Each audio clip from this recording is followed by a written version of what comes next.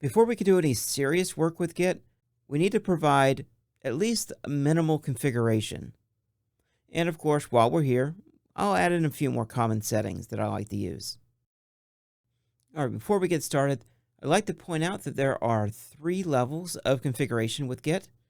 When we went through the installation process, those settings were saved at the installation level. That is the system level.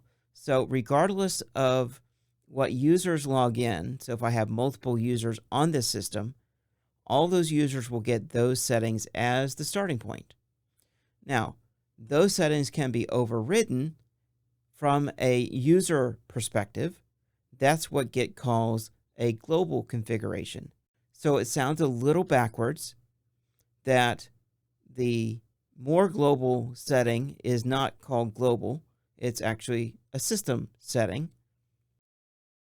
And that the user level setting is called global. Now there is one level more called local, which is basically configuration settings that are saved with the repository itself, once we start getting into that. For the most part, you're going to want to save most of your settings at the global or user level. So let's do that. Open your terminal. And once there, I want to point out that the file that is used is called .gitconfig. If I do ll, if I look around, I should notice that there isn't a .gitconfig file yet. And that's okay. Once we use the git config commands, Git will automatically take care of that for us. Let's start with the 2 minimal configuration settings first, the user's name and the user's email address. We'll start with the git config command, or you can call it the git command with the config subcommand. I'll refer to them interchangeably from time to time. All right, git config space -- global. If you leave this off, the default is for the local repo. But since we haven't created any repos, we would just get an error message. So we do need to specify -- global, so this setting is saved at the user's git config file. Now, let's specify the setting that we wish to set. User.name. Now, I like to use double quotes for any setting that would contain special characters or spaces within it. Double quote. I put my first and last name. All right. With that setting set up, let's go ahead and press enter. Now let's set the next setting. Git config -- global user.email.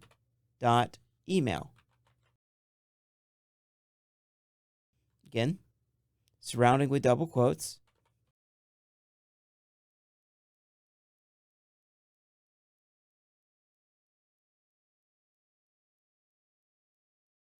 I'm going to use my email address at my radiant.training domain.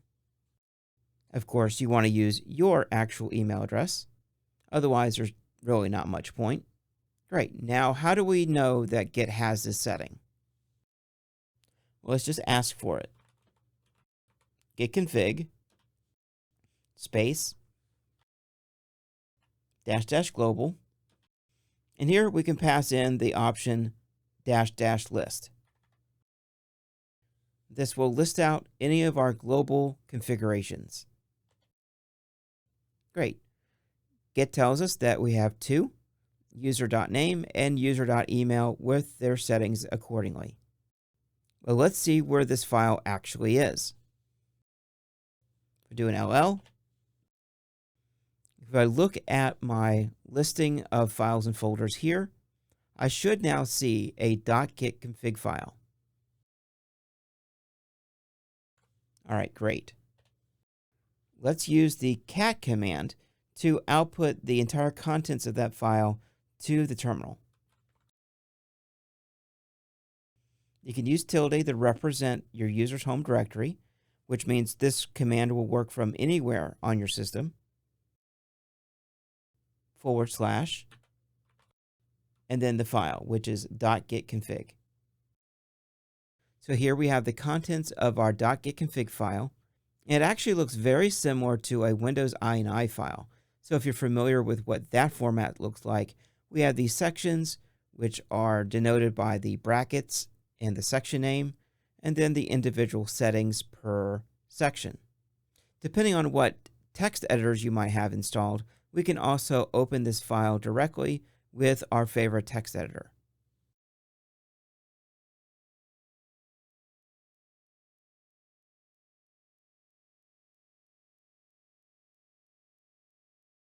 So Atom, which is an installed text editor, and then I specify my path to the .git config file.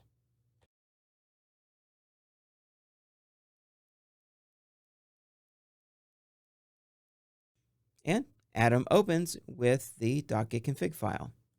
I'm going to close Atom. And now let's try this with Visual Studio Code, which should work identically.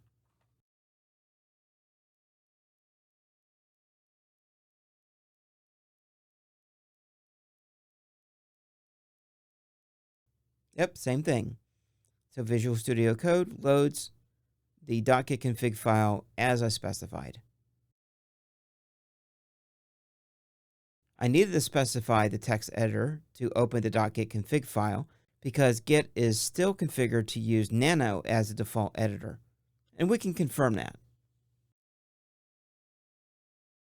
Git config --global -e. The -e option tells Git to use its default editor to load the Git config file. As expected, Nano is launched when we specified the -e.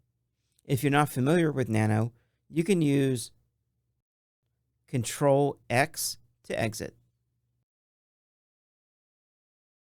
Well, what if I don't want to use Nano as the default core editor for Git commands? Well, we can change that with a Git config command.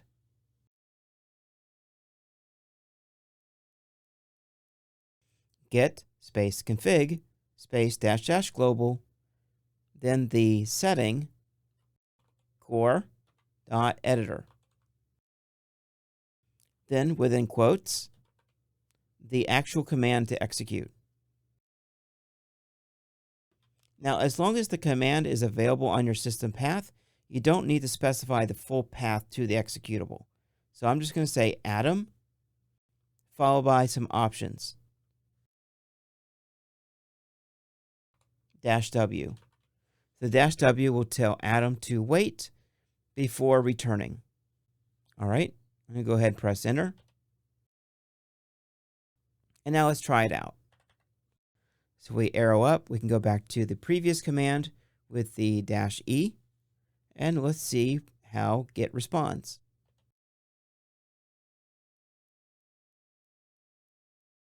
Great. So Git launches Atom as its default editor now. And now we see a new version of our .git config file, now including a core section with an item called editor. If we wanted to, we could actually edit this directly. So what if I don't want to use Atom? Instead, I want to use Visual Studio Code.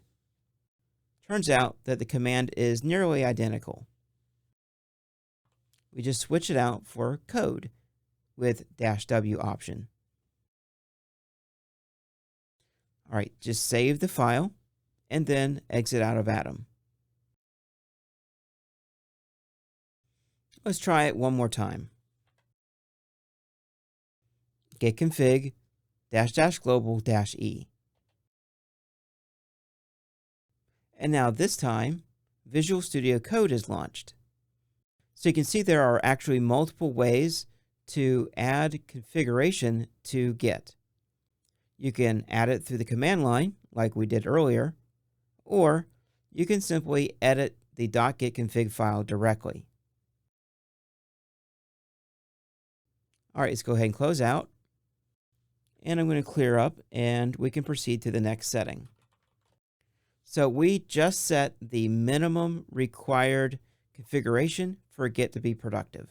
Technically, we could use Git without those settings, but we couldn't do any commits or anything like that until we set those values. So now there's a few other things I want to set. One is called the default push, and we'll get to know that a little bit better later on. Since Git 2.0, the default push operation has changed to a setting called simple. However, even after the 2.0 arrived, Git continues to badger people about this setting. Apparently, it's a pretty big deal, so they just wanted to make sure that folks knew about it, but there's an easy way to turn that notification off. We can pretty much turn off that warning by setting simple for our default push.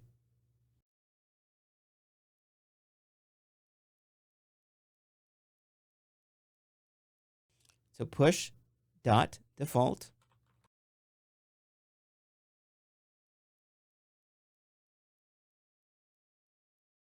And then we'll just use simple. I'm not using double quotes in here because it's one word.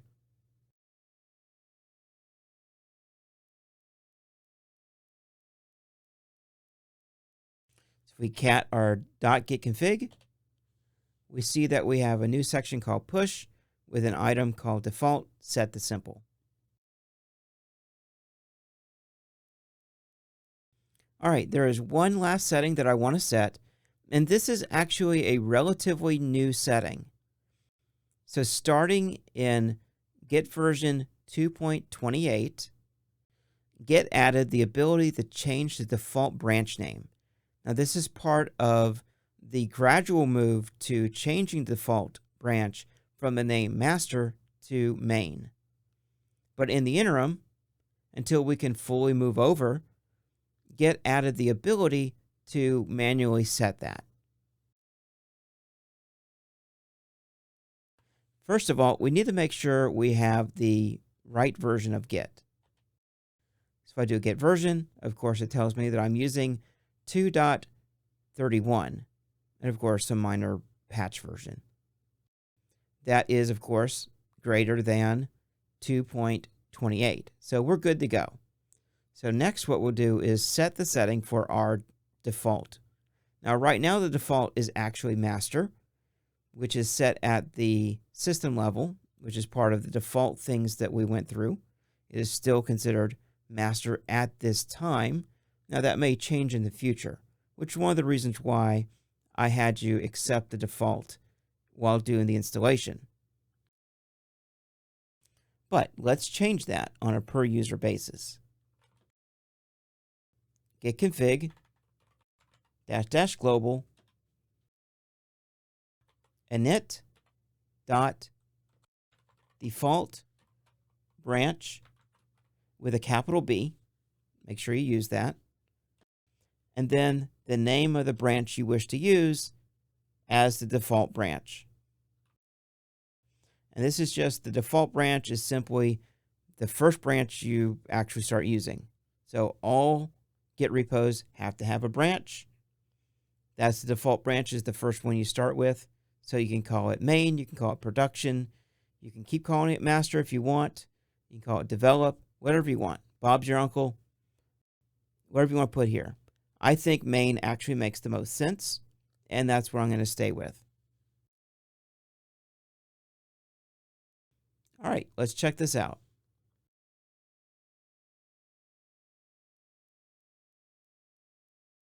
Git config -- global -e. And this is the current state of all of our settings. Go ahead and close out and exit the terminal.